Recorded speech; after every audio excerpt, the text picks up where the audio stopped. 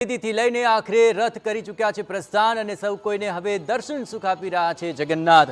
અને આવી જ અધીરાય અત્યારે રાયપુર વિસ્તારમાં પણ જોવા મળી રહી છે કે જ્યાં ઉપસ્થિત છે TV9 સંવાદદાતા રોનક વર્મા।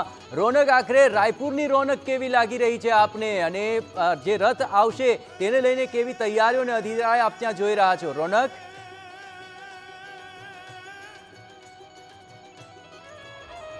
જે બિલકુલ થી અમદાવાદ અને મૂળ અમદાવાદ એટલે કે પોળ અને પોળમાં જ્યારે રથયાત્રા નીકળવાની હોય ત્યારે તેનો ઉત્સાહ અલગ જ હોય છે। મારી પાસેના દ્રશ્યો જોઈ રહ્યા છો કે જે ટ્રકો હોય છે તે ટ્રકો રાયપુર પહોંચી ચૂકી છે અને જે પ્રસાદ વિતરણ છે તે હવે શરૂ થઈ ચૂક્યું છે। આ અગાઉ જે ગજરાજો છે તે રથયાત્રાની આગેવાની કરતા અહીંયાથી પસાર થઈ ચૂક્યા છે અને ત્યારબાદ હવે જે ટ્રકો છે તે અહીંયાથી નીકળી રહી છે। આપ ઉત્સાહ જો, આજે કોણ આવી રહ્યું છે? તો આજે જગતનો નાથ આવી રહ્યો છે। સમગ્ર અમદાવાદમાં આજે જય જગન્નાથ, જય રણછોડના નાદ છે તે સાંભળવા મળી રહ્યા છે।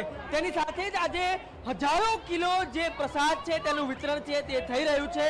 આ હંમેશાની પરંપરા છે। 149 વર્ષથી આ માત્ર અમદાવાદની પરંપરા છે જે આજે અમદાવાદના ગલીઓ ગલીઓમાં જોવા મળી રહી છે। સ્થાનિક રહીશ અને આગેવાન આપણી સાથે હાજર છે, તેમની સાથે વાત કરીશું। ભૂષણભાઈ, ગજરાજોનું પોળમાં આવવું એ વાતનો સંકેત કે આજે ખુદ નાથ દર્શન માટે આવી રહ્યા છે। ટ્રકોની શરૂઆત, કેટલું મહત્વ?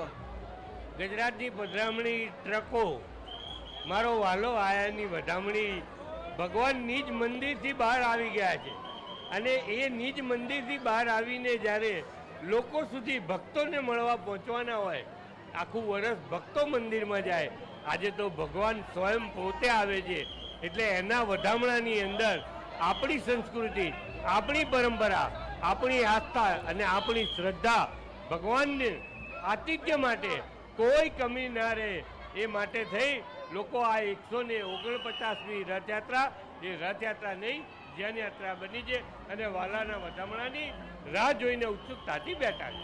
વહાલાના વધામણાની રાહ જોવાઈ રહી છે। આપ દ્રશ્યમાં જુઓ, જે ટ્રકો છે તે સતત આગળ વધી રહી છે અને તમામ ટ્રકો મોટરોમાંથી પ્રસાદનું વિતરણ છે તે સતત થઈ રહ્યું છે અને આ એ વાતનો સંકેત છે કે હવે નાથ છે તે ખૂબ જલ્દી આવી રહ્યા છે અને હવે તેઓ તમામને દર્શન આપશે। અને આજના દિવસનું મહત્વ એ છે, આજે તમારે મંદિરે જવાની જરૂર નથી, આજે નાથ છે તે ખુદ તમારી પાસે આવશે અને તમને દર્શન આપશે અને એ જ પ્રકારે ઉત્સાહ છે તે અમદાવાદમાં જોવા